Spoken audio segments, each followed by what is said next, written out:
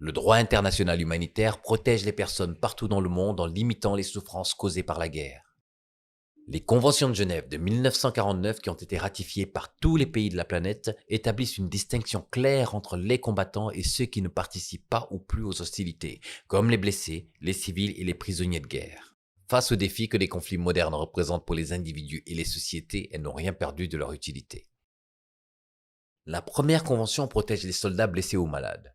Elle exige qu'ils soient traités avec humanité, soignés et à l'abri de toute violence, en particulier le meurtre et la torture.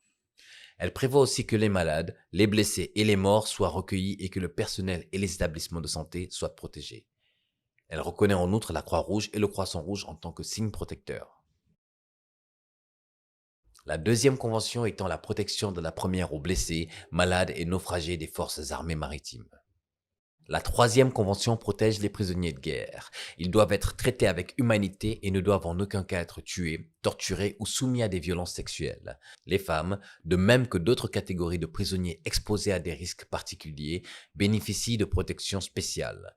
Tous les prisonniers de guerre doivent se voir fournir de la nourriture, de l'eau et des vêtements en suffisance, ainsi qu'un logement et des soins médicaux convenables. Ils doivent pouvoir écrire à leur famille et recevoir la visite du CICR et doivent être libérés sans délai après la fin des hostilités. La quatrième convention protège les civils, en particulier ceux qui se trouvent aux mains d'une partie adverse. Les civils protégés doivent être traités avec humanité. Les actes tels que le meurtre ou la torture sont interdits en toutes circonstances. Les civils ne doivent pas non plus être soumis à des violences sexuelles.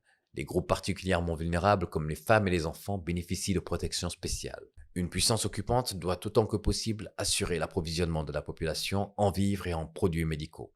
La quatrième convention contient par ailleurs des règles relatives aux secours humanitaires et protège les civils internés, en octroyant notamment au CICR le droit de les visiter.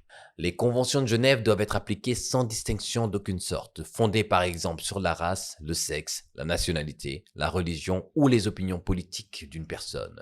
Si les conventions régissent les conflits armés internationaux, c'est-à-dire ceux qui opposent des États, l'article 3 commun aux 4 conventions prévoit des protections fondamentales applicables également aux conflits armés non internationaux. Autrement dit, ceux dans lesquels sont engagées les forces armées non étatiques. Ces protections sont essentielles, car la plupart des conflits d'aujourd'hui sont non internationaux. 3 protocoles additionnels étendent les garanties offertes par les conventions de Genève.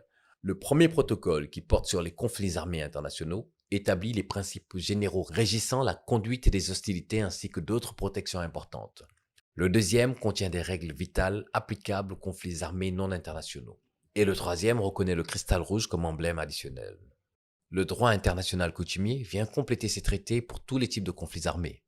Le droit international humanitaire vise à faire respecter le principe d'humanité dans la guerre. Il a pour but de prévenir le pire dans les pires des situations. Lorsqu'il est respecté, il permet d'éviter que naissent des griefs insurmontables, facilitant ainsi le retour à la paix.